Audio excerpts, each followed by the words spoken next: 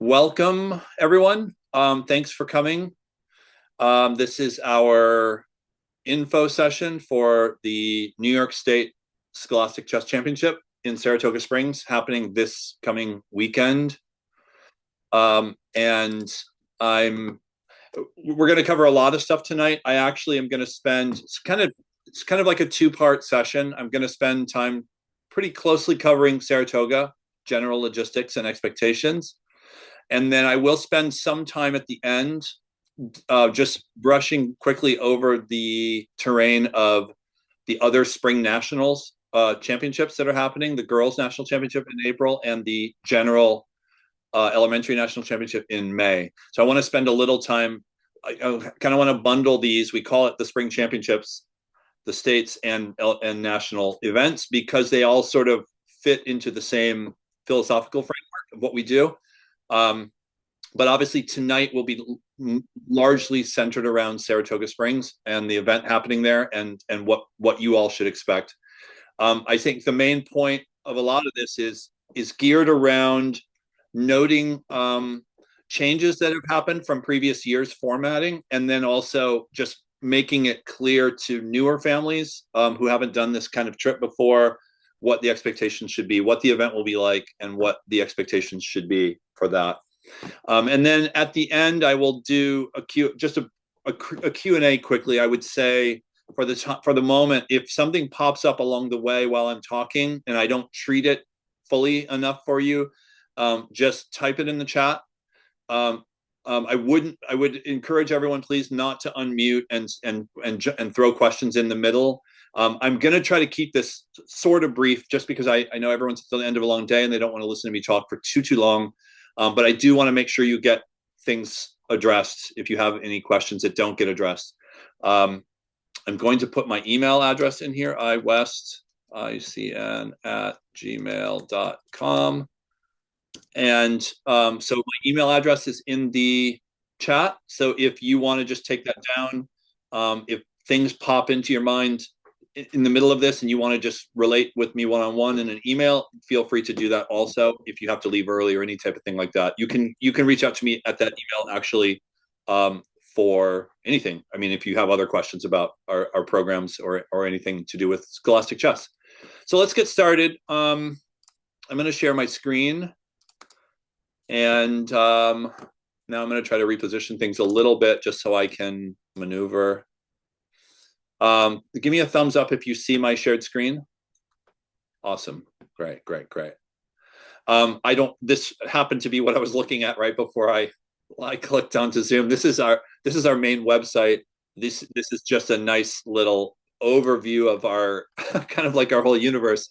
Our ICN universe is all of our programs that operate in Manhattan and Brooklyn. All the logos for the teams. And it's an appropriate starting image insofar as this weekend in Saratoga really is an opportunity for our team structure to shine. So I think one thing that separates us from most other chess people and chess providers and coaching is that we really do build communities and teams around the schools. And we try as hard as possible to allow the school to take total ownership and pride in what we're doing there with the team structure.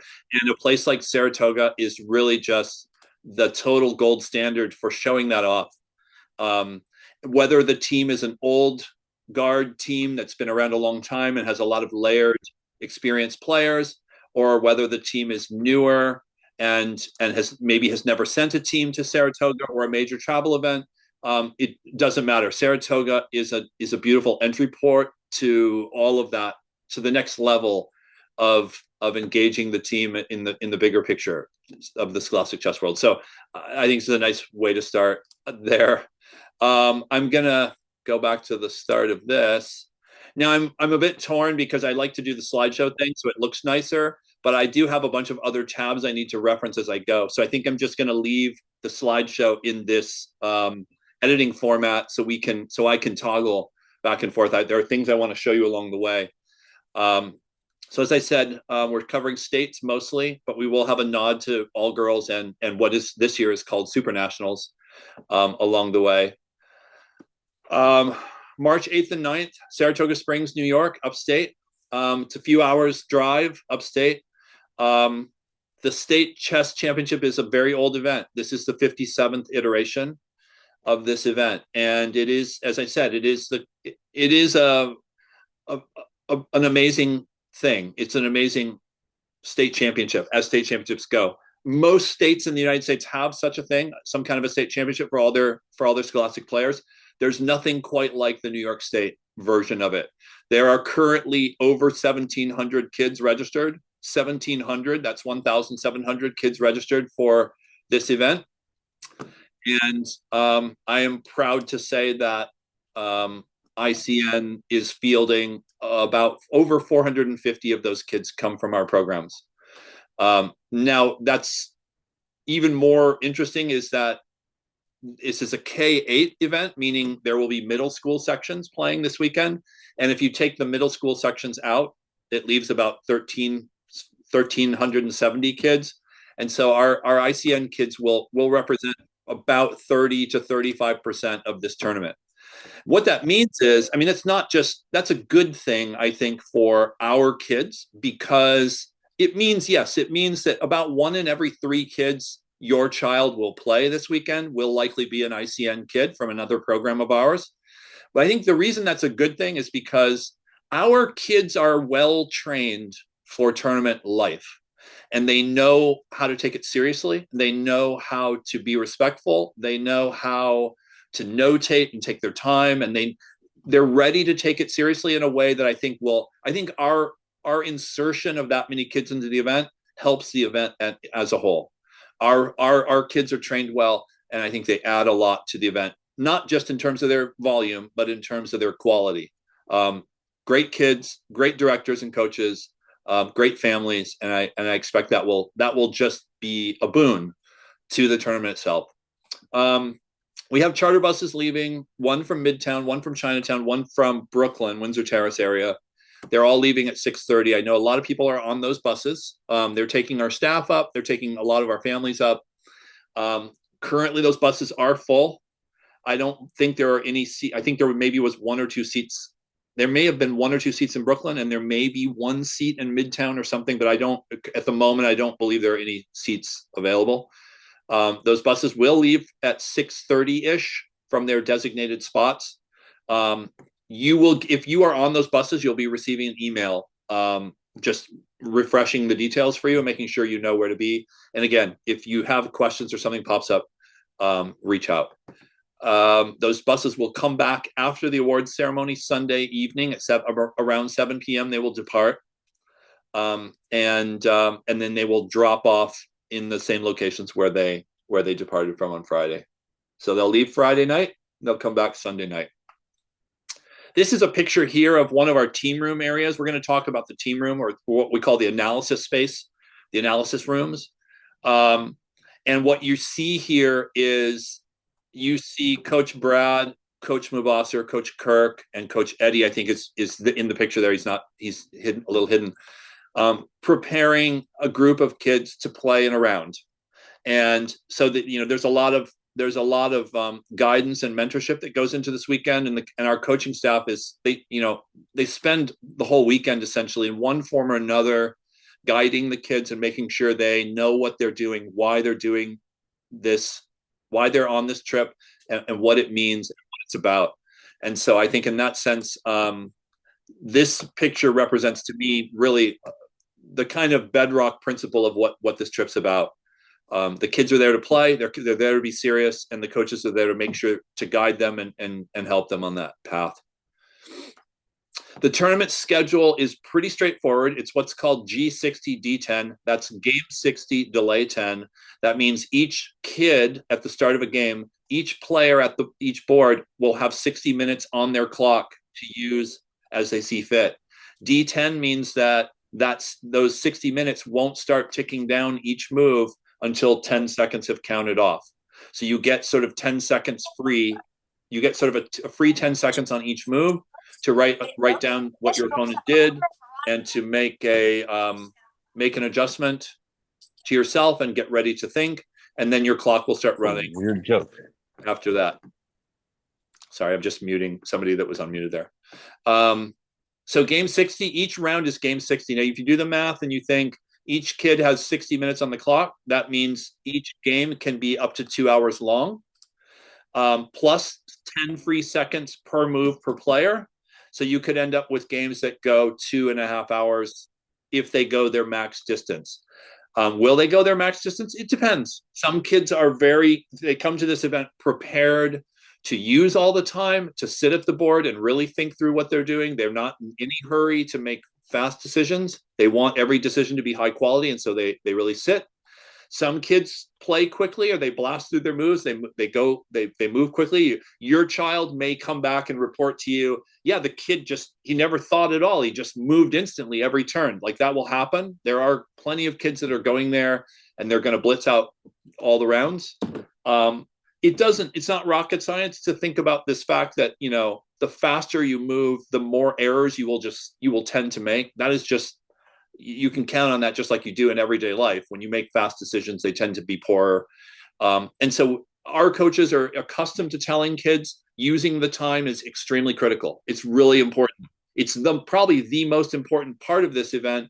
And it's what separates it from all kinds of other chess tournaments, is that you have 60 minutes on the clock for the whole game. And that's a lot of time.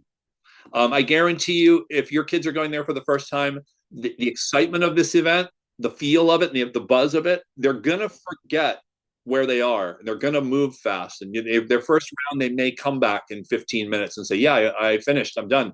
But again, the coaches will be there to encourage, and you can remind your kids, no, you're making an effort to go on this trip, to expend the time and energy to do it. Let's make it count, and let's play slowly, and let's make it count. Okay, sorry, just making a little adjustment here. Okay, that's better. Round times. Saturday, first round, whoops, starts at 11 a.m. Not super early on Saturday, but then it's every 3 rounds. 11 a.m. Round 2 is at 2 p.m. Round 3 is at 5 p.m. That's for all sections. There are no off sections for other kids, for different ages or levels of kids. Everybody plays the same sections. Sunday, daylight savings time is flipping over this weekend, so beware. Sunday morning, make sure you're adjusting. Your cell phones are going to do their thing, but your hotel clocks are likely not going to switch by themselves. So if you're setting an alarm in the hotel, beware. And then obviously any wall clocks you consult are going to be wrong by 1 hour come Sunday morning. So be careful. Sunday morning rounds start earlier, 9 a.m., round 4. And then again, every 3 rounds at 12, round 5. And then at 3 p.m., round 6. The awards ceremony will start roughly 5:30 p.m. I think typically the awards are given out in the same place where the playing happens. I'll be showing you the map of where the playing halls are. And you can expect that, when you're going to the award ceremony, just follow your kid to the section that they played in. That's typically true. I don't see why it would be any different this year. Parents, just as a general rule about the structure of this event, during the play, you cannot be in the playing area. So it's kind of like they're taking a test. It's sort of like taking a test insofar as you can't stand at their desk and watch what the work they're doing. In a chess tournament, just like any serious competitive venture, you can escort them to the boards. You can see them all the way to their seats. But then there will be a time at the start of each round where you will hear a loud booming voice on a microphone say, all parents and coaches, please leave. It is incumbent upon you at that time to please do so. Leave your kid at the board. They'll survive. They're going to do it. They've done it before in one format or another. They've played in this fashion. But just make sure you have a clear plan of where you're going to be, so that once they're done and they come out, they can find you easily enough. And I think that's it about structure. The other thing I will say is this. So this is the Saratoga floor plan. Now the thing that's tricky about this, I'm going to make this a little bigger. I'm going to try to make this a little bigger. I know the writing on this is a bit blurry, so I hope everyone can see it okay. the floor plan and the analysis spaces, this event fills this hotel more or less and convention area to capacity. It's pretty full. There's a lot of people in this thing. Like I said, 1,700 kids are playing and their attendant families. Now, middle school sections are going to be at another hotel down the street. So that will put 300 to 400 families and kids on another site. But that leaves about 1,300 plus to somewhere 13 to 1,400 plus kids and families in this space. It's a pretty big space, and it has a lot of pretty big spaces in it. But I'm just gonna counsel everyone now that Saturday morning until Sunday evening, it's gonna be a lot of people there, a lot of kids, a lot of people, a lot of chaos happening around you. But it's very important. We find it extremely important to just stay centered on what we're doing, stay focused on what we're doing, and then we make the spaces work for us. Now, I'm going to go back in a moment to the schedule, because there's something important about the schedule that relates to this. But let me try to annotate. Hopefully, I don't wreck this. So what to know? Well, so this one here is the ground floor of the event. So the picture you're looking at here on the left, what says lower level plan, that's the ground floor of the event. A couple things to know about the ground floor of the event. This is playing hall or main hall room D. So you'll hear reference to main hall room D. This is the main playing space for all K5 sections. All K5 sections. And now I'm not going to be able to move this because I'm in whatchamacallit mode. I'm going to erase this, and then I'm going to close that. Okay, I'm going to move this down. Can I move it down? There we go.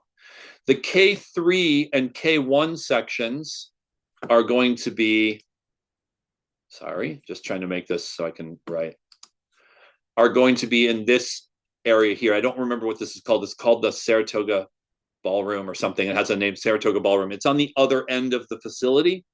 So the playing areas, the main playing areas, are split up in the hotel. And this is neither here nor there. It's not a good thing or a bad thing. The hotel is, you can walk from one end of the other to the other of it in a matter of a couple minutes. It's not a super, super long walk. But it is worth noting that you may have kids moving in different sections to different places. Okay. Now, another thing to note is if you are with Coach Angel, your teams and coaches are going to be in this room called Alabama, which you can see. Oh, you know what I just did? I think I need to reposition this. Sorry, hold on. This is the perils of trying to do this. I think I made it big. Hold on one sec. Let me just make sure I have this correct. Yeah, okay. So there's this, oh, darn.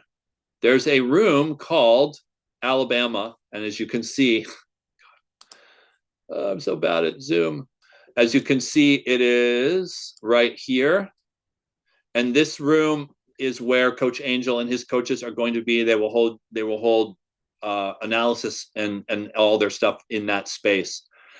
All the other directors and teams and players for ICN are going to be on the second floor in what are known as meeting room 2A and meeting room 2B. These are in the Saratoga, what's called the city center, the convention center side of the facility. So basically there's the hotel and there's the convention center. The hotel is all of this stuff here. And then the convention center is all of this stuff here on the ground floor. You won't really notice the difference in these things as you're moving around these spaces because it's not like you walk outdoors to get from one to the other or anything like that. It's just you're walking down hallways and there's the playing hall, and you walk down another hallway, there's the escalator that goes up to the meeting rooms and so on.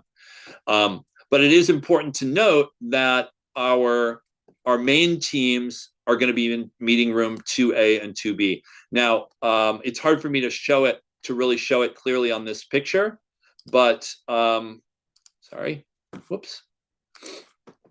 right here, there's an escalator, and I don't know if you can see me circling that. There's an escalator and a stairwell that goes from the ground floor up to our meeting area. And in that meeting area, room 2A and 2B, there's no other passageways out into other spaces. So the only way in and out of our meeting area space is that escalator and stairwell. And so it's very important that we stay mindful about just having too many people or kids going up and down those escalators all the time. We just have to be careful about flow. So we have a lot of kids there. We have a lot of teams there, and coaches and parents are all there. We have to make sure that we're just mindful of that. We often have our staff keeps an eye on the space and all that sort of thing. Now, the reason this affects us is because we really don't want to have everybody in these meeting areas at the same time. And so to this effect, I'm going to go back to the schedule for a second. So there's basically two times in this event where there are like sort of general meetings for everyone. And one of those times is right on Saturday morning, right before round 1. And the other time is Sunday morning, right before round 4. Now, that doesn't mean there won't be talks or meetings or coaching or things going on the rest of the day, but the main meeting times where you're going to get together with your coach and your team and your teammates and get ready for the round is at the beginning of each full day. Now, you'll notice that on Saturday morning, the first round doesn't start until 11. And so what we're doing is we are going to stagger some team meeting times Saturday morning before the main event starts at 11. Your directors, the directors that oversee your programs, are going to communicate to you what times you and your kids should be in the team spaces for those meetings. And it's important that you try to stay as close to those times as possible. And I don't want to start telling times now because, the directors are going to communicate with you directly, and there's no reason for you to know about other people's times or anything. But just know that for the 11 o'clock round Saturday morning at round 1, some directors are going to summon their teams at 9:45, and some of them are going to summon their teams at 10:15. And what that means is half of you are going to show up at 9:45. See your coaches, get your instructions, and then you're going to exit the space and go get ready for round 1. The other half of you are going to come in at 10:15, see your coaches, hear your instructions, do a little philosophizing, and then prepare to walk out and go to round 1 at 11 o'clock. That same format of staggered meetings will happen on Sunday morning as well. And again, the directors will make it clear to you what time they'd like you and your kids to appear in the team space. Other than those two main times, I will encourage you, generally speaking, to steer clear of the analysis spaces unless your child is getting a game analyzed. So what that means is when your child is done with round 1, they come back to the team space, they find Coach Logan, or they find Coach Kirk, or they find Coach Kanadia, or whoever they're looking for. They report their result, they connect with the coach, they look at the game as much as they need to look at the game to understand what was good about it, what needed work about it, and then they are done in the analysis space. So that means you and your kid, once you're done in the analysis space, you're going to kindly just make your way out of the analysis space and find lunch or go for a walk outside. Now, to that effect, I want to just point out a little bit about Saratoga itself. This is just a normal Google map of downtown Saratoga per se. Dead center of the map here is the Saratoga Hilton. That is the main playing event for all K5 sections. K8 sections are happening at the courtyard down the way. This is like a 3-minute walk or whatever, 5-minute walk max or something. It's very close. So that's the junior high sections are going to be there. The main hotel is the Saratoga Hilton. That will be K5, K3, K1, all those sections will be there. And what I'll say is this, all the Saratoga veterans know already. If you know, you know. It's one of those things, I guess. I will say this whole strip of Broadway here basically from where the Saratoga Hilton is, down the map. Up the map is you get to like a freeway and whatever. It's not as interesting on the other direction, but straight down the map, there are a ton of very nice restaurants, cafes. There's bookstores. There's a lot of things to do in town. There's a toy store that everybody loves. There's a lot of things to do in town that are good things to do when you're done analyzing and you've got an hour before the next round or before the next meeting and you want to go grab a bagel, you want to take a walk. Temperatures right now look like they're going to be in the high 30s, around 40 as highs in Saratoga over that weekend. Lows will be in the 20s, so it'll be chilly in the mornings when you're coming out. But as the day wears on, it'll be nice. It'll be solid weather for going out, getting a walk in, getting fresh air. And I think it's important anyway. You're getting your kid's going to be playing chess all day. It's important that they are getting some fresh air. I highly recommend Darling Donuts. Again, if you know, or whatever, people know that place. That place is dynamite, very popular. Now, I don't have to tell you, I'm sure you can do the math. 1,700 families in the Saratoga Hilton and the Courtyard Springs, Saratoga Springs, means coffee lines are going to be a little long. Bagel and donut lines are going to be a little long. Plan accordingly. So if a coach says, yeah, we got to meet Sunday morning at 8:15 before the round, don't think you're going to walk over to the coffee place at 8:10 and grab the coffee on your way to the meeting at 8:15. There's going to be 30 people in line or what. Like, you just got to think through, everyone has to kind of think through the logic of that. My trick is I just drink coffee in my hotel room, go straight to the meeting. And then when the kids go up to round one, then I zip over to the coffee joint. And it's usually pretty quiet by that point because all the parents are taking their kids, and then you drop your kid to play and then you go find your thing. So just, there are some people in the waiting room. There is some logic to keeping to the vibe of it. You just kind of have to figure that out as you go. Okay, I'm going to move this out of the way. Sorry. All right, so that's Saratoga in a nutshell. I would say it's a lovely place. It's funny, I was looking up Saratoga, and there's all these, if you do street view of Saratoga, all these pictures of people in shorts and, like people out, having slushies or whatever. It looks like Google Maps always does these things in summer or whatever. It looks totally lovely. I've never been to Saratoga when it was warm, because I'm always there in March and it's always pretty frigid. And this year looks like it will be no exception. So there you go with that. Okay, back to my slides. So there's your tournament schedule. There is the floor plan. This, I don't know how it appears to you. Sometimes when I see floor plans like this, I'm just like, I can't make heads or tails of it. Don't worry about the floor plan. It's pretty easy to solve this place once you're on site. You spend 5-10 minutes walking back and forth and you kind of map it out. It's really not that terrible. Okay, let's move forward. Somebody's drawing on my thing here. I'm trying to hit his tires. Okay, let me erase, if I can erase. Okay, sections in the event are middle school championship, K8 under 16, K8 under 900. Again, those are off the main site. Elementary championship, and then there are K5 under 14, K5 under 1,000, K5 under 6. Primary championship, primary means K3. In this event, primary means K3. Somebody's unmuted. Can somebody mute whoever that is? I have power to mute you all, don't I? Okay. I don't know if that's going to mute or not. My apologies. Hold on. Okay. You can still hear me? Good. Elementary means K5. In this event, elementary means K5. Primary means K3, and K1 doesn't have its own name. It's just called K1. There are what are called undersections, U sections, U14, U. If you're not sure what those mean, think of it. It's sort of like weight classes in boxing. So you have heavyweight, middleweight, welterweight, flyweight. These relate to kind of the strength and size of the people involved. It's similar in chess. There are weight classes in chess.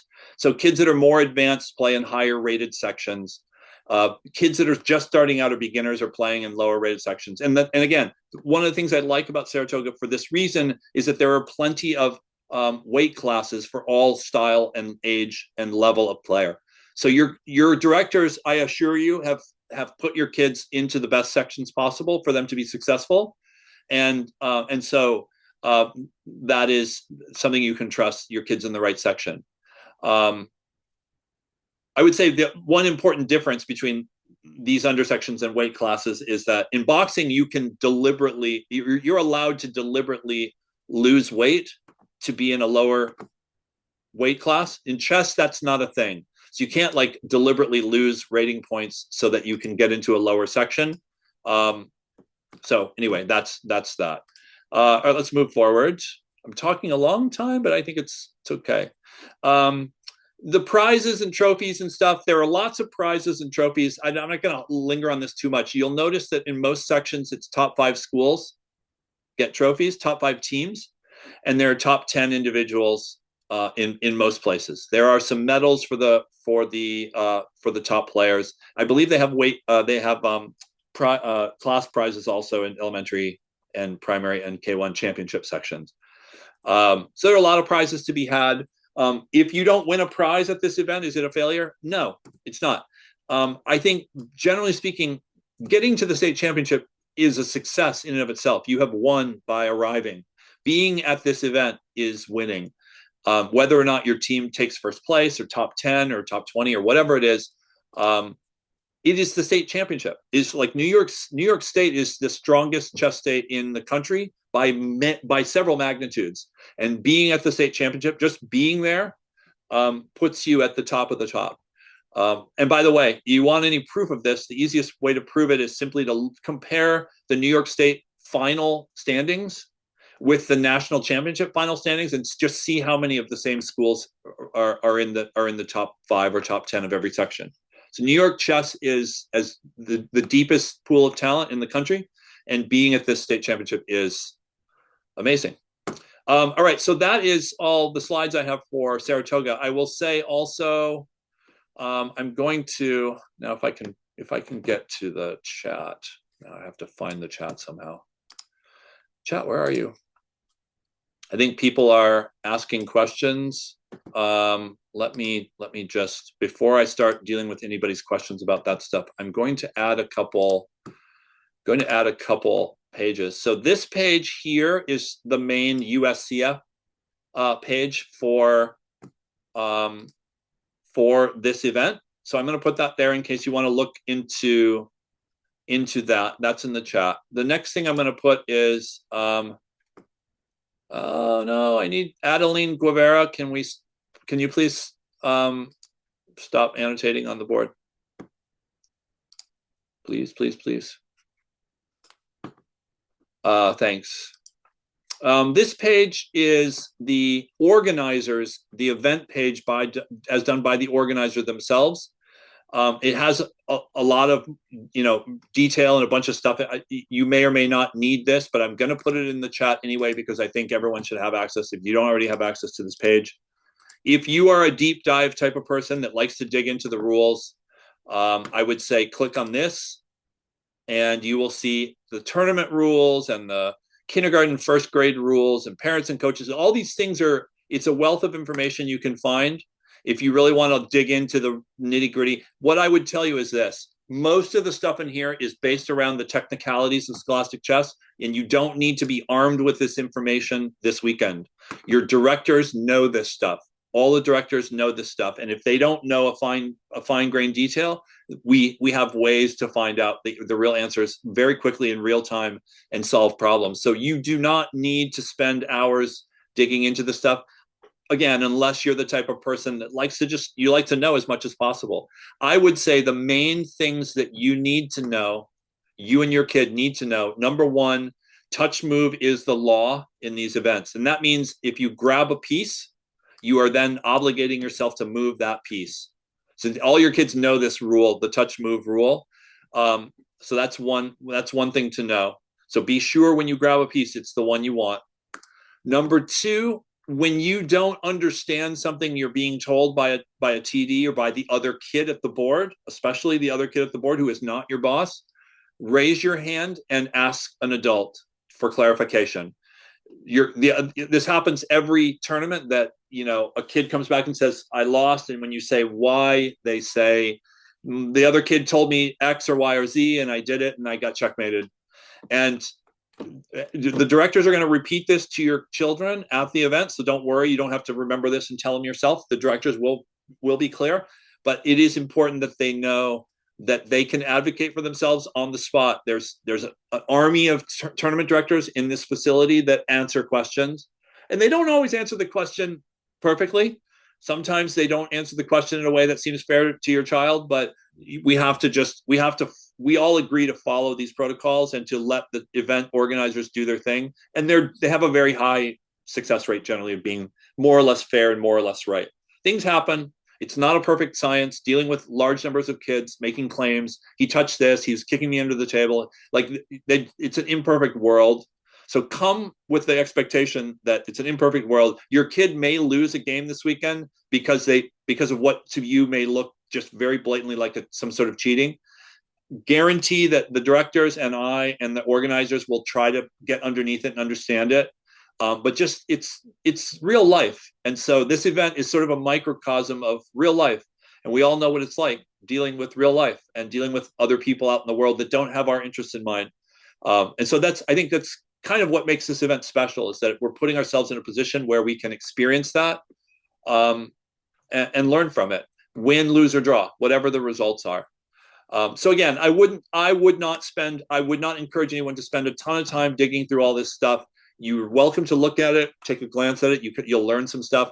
But if anything in there starts to worry you, like, oh my God, I don't know if my kid knows this or not, that don't allow yourself to go in that direction. The main points, touch move and raise your hand for a TD, cover 97% of the things that are going to happen this weekend. And your director will navigate the rest. I think that's all the Saratoga slides and info I have at the moment. And it's 7:45 already, so I feel like I should stop right now and I should address any Saratoga questions right now. So I'm going to jump in the chat and see if I can deal with any questions that were there. Let me scroll back a little bit. Okay. So yes, all directors are going to be sending you lengthy info emails instructing you where to be and when and what to expect this weekend. All directors for ICM schools and kids. And so you will be communicated to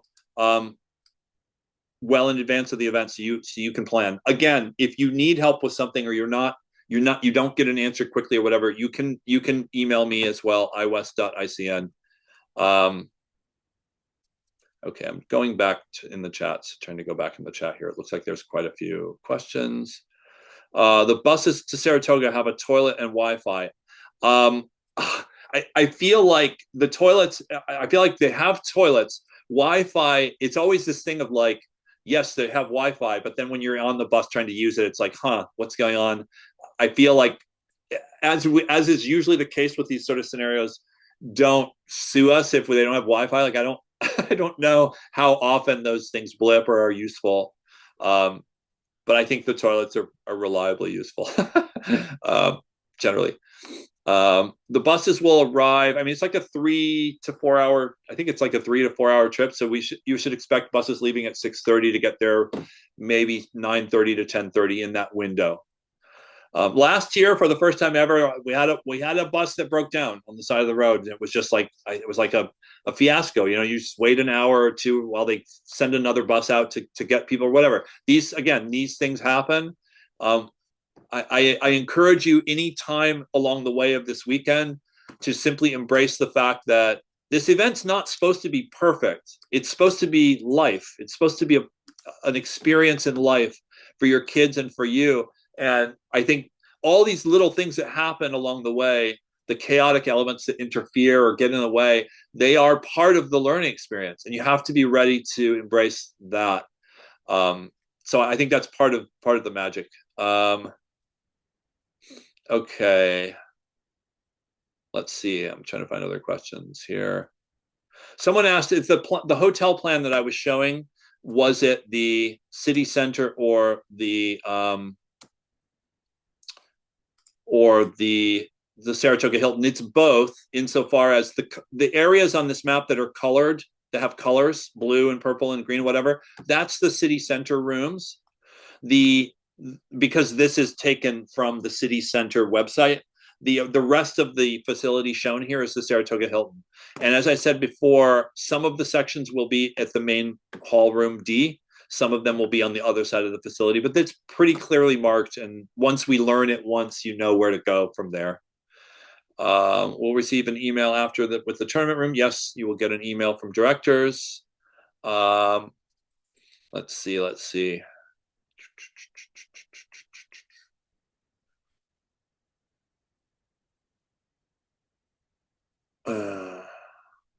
Okay, yeah, someone emailed from the organizers an important note that I don't think I've said clearly at all, if at all, which is this is in no way, shape, or form, not one single second of this event is a drop-off event in any way.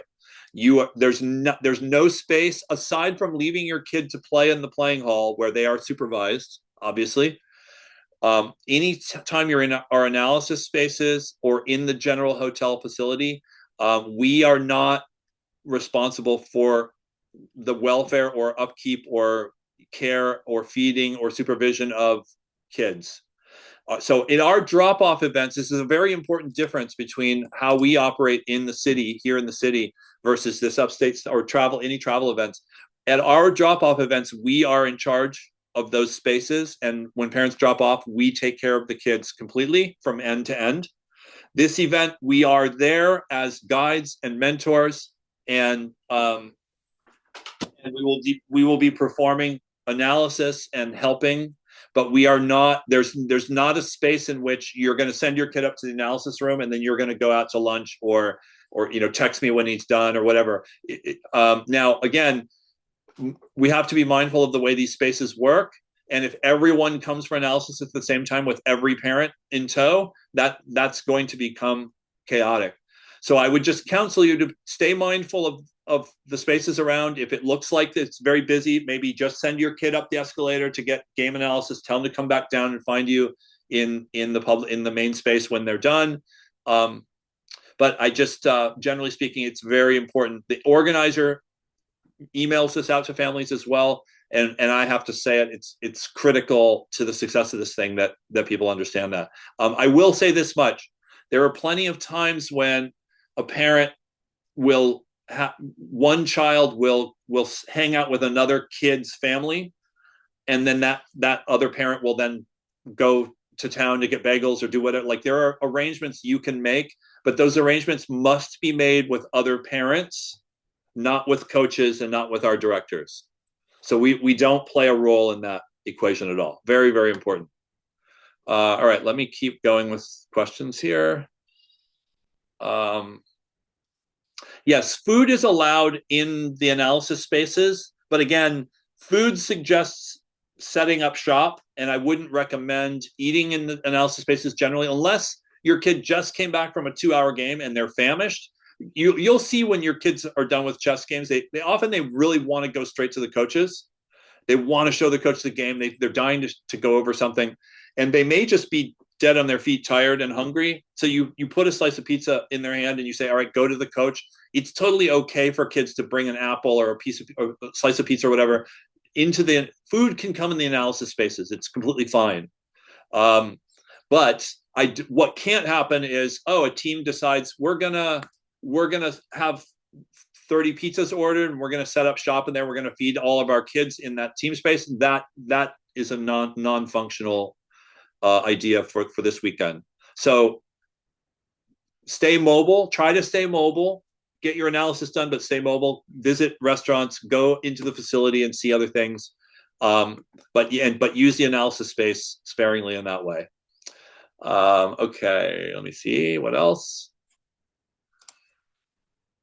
What can players carry with them into the playing area? Water bottle and writing implement. I think if any directors are here want to chime in or can chime in, my memory is that Saratoga now is completely, kids have to use their notation sheets. I don't believe But I'm not sure. I know at nationals last year, kids were allowed to bring their own books, like a notation book. But I think generally these events now, they want you to use their in-house notation.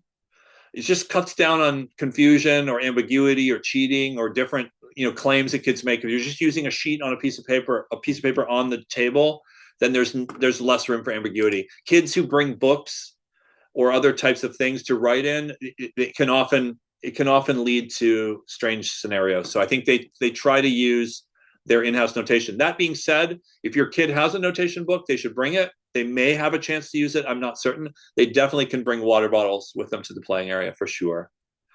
Okay. Can I add something on that point, Ian? Yeah, jump in, Eddie. Yeah, I think it's very important for students that are using notation sheets to hold on to the notation sheets even after the game has ended. A lot of time there's disputes, results are marked incorrectly, and so it's really important to have those notation sheets because without it, we cannot overturn any results. Thank you. Yeah, no, that's hugely important. The notation sheet really does it's not just clerical work for your kids. It really is a philosophical part of chess to take notes, accurate notes on all the moves that are made for the sake of analyzing it later with the coaches. And some of your kids do this, they do it without thinking or they do it easily. Some kids really struggle with it and find it difficult. Um, and but it's something our coaches, our staff will lean on your kids to notate. It's critical. And as Eddie said, sometimes that notation sheet will be the only proof of something your kid's claiming. Like I said, I won. The other kid says that he won. The notation sheet shows who won. So very important that the notation goes on. The other thing I'm going to say about this too, I'll say it. The directors will reiterate this on site, but please do not send your kids into the playing areas with any kind of digital or electronic devices on them. Watches, phones, anything that could go off, buzz, could serve as a distraction. They can live without their devices for 90 minutes or 2 hours or 2.5 hours. They're not going anywhere. They're going to come right to you after the game. So there's no reason for them to have devices in that playing area. Having devices is one of the most clear. It's like one of the clearest forms of like cheating accusations. All that stuff comes out of people who, a kid takes a phone out and just looks at it. Suddenly they are, who knows what they're doing? Are they analyzing a game? They walk into a bathroom and they take their phone out, and then another kid sees them in there with their phone in their hand. Like they are very serious about it at these events. They don't want kids bringing any devices of any sort. I think this goes for watches too. I know lots of kids enter no phone spaces, but they have the smartwatch on and they're scrolling the smartwatch. It doesn't do anything beneficial for the event or for your kids' performance to have those devices anywhere near them or on them. So please make sure they don't take them in. There's the only exception that exists to this is there are in fact digital notation devices for certain kids, but those kids speak with the event beforehand and get an exemption based around their need to use those devices. So sometimes you may play against a kid who's using an electronic device, but usually the TD will let you know why that's okay and that it shouldn't be a problem. Okay, what else? Where do our kids, so Paul said, where do our kids meet up at the city center? Again, as I mentioned before, in the general flow of the days, the directors are going to let you know. I'm pulling the schedule back up. Saturday morning and Sunday morning, the directors will let you know when all your kids will assemble together as teams. But pretty much the rest of the day, they're gonna be sometimes in smaller meeting groups or impromptu meeting groups. They're going to be doing game analysis between rounds, but there will be no large mass gatherings during the rest of the day. Our analysis spaces need to flow. They need to stay mobile. Kids coming in, kids going out, kids coming in, kids going out, because we can't have mass groups of people in those rooms ongoingly. So Saturday morning, your director will tell you when to be there. Sunday morning, your director will tell you when to be there. Otherwise, it's flow through space for analysis. Okay. K1 under 400 section, is it timed and is notation required? This is a good question. I think I think for K1 under 400, I believe if kids try to notate, they don't. I don't think they hold a very high bar for whether kids are really notating very clearly in K1 under 400, and I don't believe that section is clocked.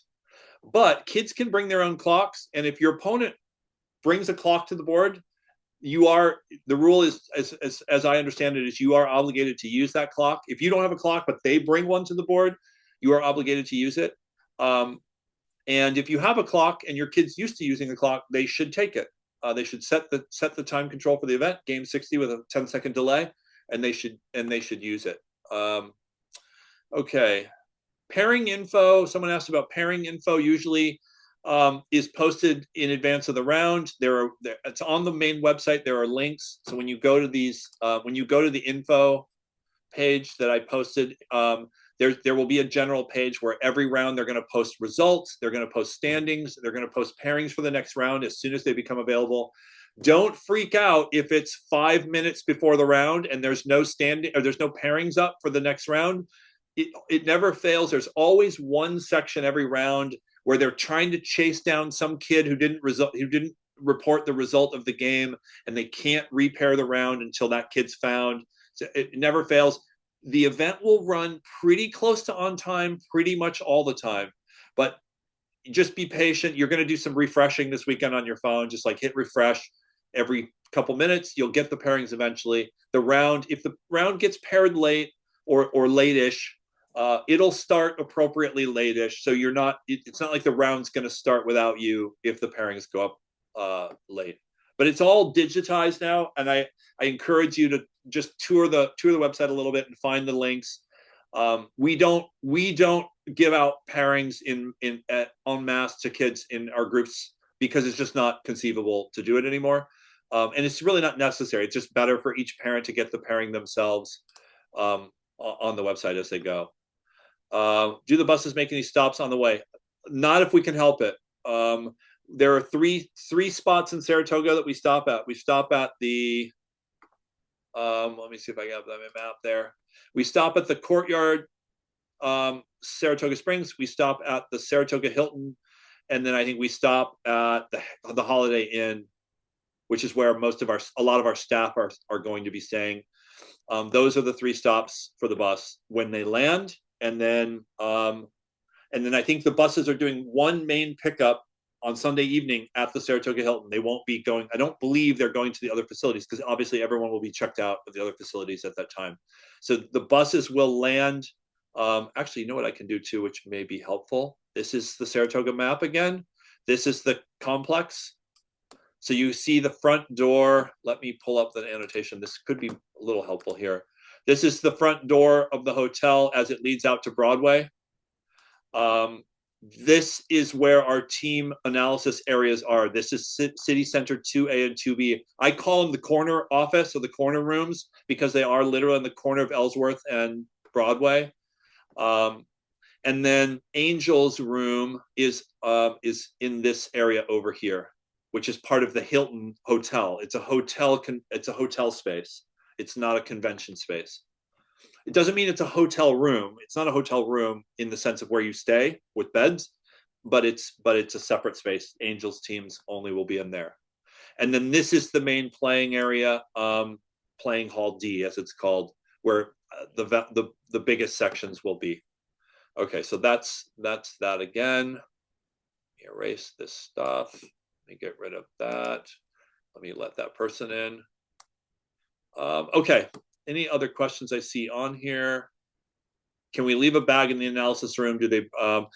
I would say, generally speaking, no. I mean, as a general rule, no. Now, I'm not opposed to the idea of like enterprising parents always will do smart stuff like get a bag of oranges or apples and put it near the kid where the kids are getting, analysis or whatever, so that kids are continually having healthy snacks and access to stuff. I don't mind that type of thing being in the team room somewhat, but there can't be big piles of pizza boxes. There can't be generally like people's luggage or whatever. Now I know Sunday everyone's checking out of their rooms, and so the question becomes, well, what do we do? And we're all going to have to play nice and find a place to put our bags, and some of them will end up in the team analysis areas and all that sort of thing. I know that's true, but we're gonna have to get smart and about how we do that, because we can't have 450 families stuff in that room. There won't be room for the kids. Yes, Tom, this details will all be coming in a team room, and I'm sorry, in a team email. And then if you don't get a question answered, you can always reach out. Again, about the question about clocks, you can bring clocks if you have them. If you don't have a clock, it doesn't mean you have to go run out and buy one. Usually between, enough kids bring clocks that they end up with all the clocks they need for most sections. Yeah, so where do parents go at the site while they play, since they're not allowed to watch, and how do we know when they're done?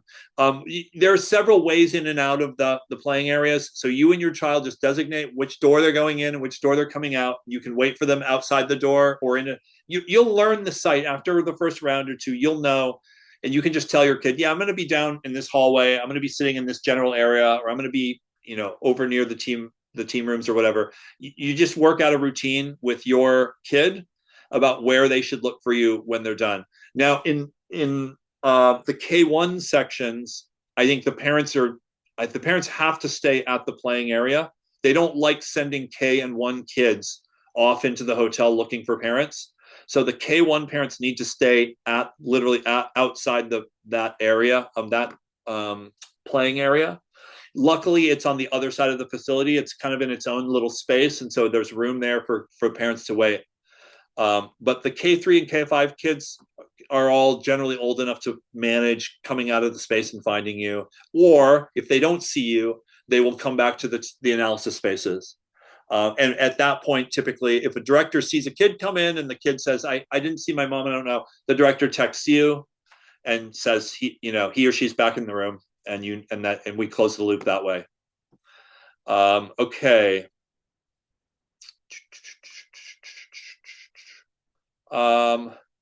Yep. I see that question was repeated, I believe. Can someone help us set up the clock we bought? Yeah, we can try. I know how to set a couple different kinds of clocks, but several I don't know what to do with. And I think that's true for most coaches. I think between all of our staff, we usually can get the clock set. Oftentimes other kids will come to our aid and set clocks. Someone will know. Whatever clock you bought, someone will know how to set it. I don't know anything about parking in or around the facility, to be honest. Unfortunately, I can't speak to the question about where your car should go. So I will leave that to you. I would say park several blocks from the hotel and just walk to the facility. You're going to be there more or less all day, and most things you want during the day will be walkable, like food or fresh air. So I would park off site, just park somewhere, walk the 10 minutes to the facility, and then and keep it simple that way would be my recommendation. That's what I'm going to do. We don't have a clock. Do you recommend buying one? I would say, generally speaking, if your kid is serious enough to be at the state championship, having a chess clock it's not a crazy idea. So I would say, yeah, if it's something within your means and you want to invest in a clock, I would get one. I would get, someone said I purposely bought the kind you use at Grand Prix. I recommend that. That's true. I think, can a director chime in and say, what is the brand? I'm drawing a blank. Like, what's the brand of clock that we use? We use DGT. DGT. Yeah. And there's a blue one. The blue one, this one here. Yeah, the blue DGT clock is very straightforward. It's easy to set. It's easy to use. It is easy to break. If your kid is abusive, it pounds on it while they play, or they drop it, or heedless. It's not a super sturdy clock, but it is a solid clock. And I think this looks like the price is 60 something. I think usually can find it cheaper than that. I feel like I've seen them cheaper than that. That's a pre-owned clock. But check around websites, you'll find it. I think you'll find it cheaper than that probably. All right, I have hit the wall. It's 8:07. I didn't talk anything about girls nationals or super nationals. I'm going to save those topics for later. Um, if you still have questions at this point that haven't been addressed, please reach out to a director or reach out to me. I will put my email address in here one more time. It's doing that thing again where it wants to correct me. Huh. Wow, I hate this thing. imwesticn@gmail.com. But I have to put a dot in there. Will it let me put a dot in there? Okay. So there's my email address again. Feel free to reach out if you have a question. In the intervening, in the couple days leading up to this, things are fairly chaotic. I will try to get back to you as fast as possible, but anything I can do to help, I will be there this weekend. I look forward to meeting you. Please feel free to introduce yourselves. Do me a big favor when you come up to me, even if we've talked in the past, just tell me like who's your kid and what school they go to. I know it's terrible. It's like the curse of being a tall person is that everyone's always can spot me, but I don't always remember who you are, who your kid is, and I always feel bad about it. So I'll just ask because I'm not shy about asking. I'll just say, who are you? Because I'm not embarrassed to not know, but I do want to make connections and see people this weekend. I'm really looking forward to it. And let's go win some stuff and have some fun. And thank you all for being here. It was it's the biggest Zoom I've had in a while. 100, I think 120 people or something at peak. So it's great. I look forward to seeing you all there. And cheerio. Have a good night. And get some sleep. Drink lots of water. All right. Thank you, Ian. Alrighty. Bye. We'll see you soon. Thank you. Good night. Good night.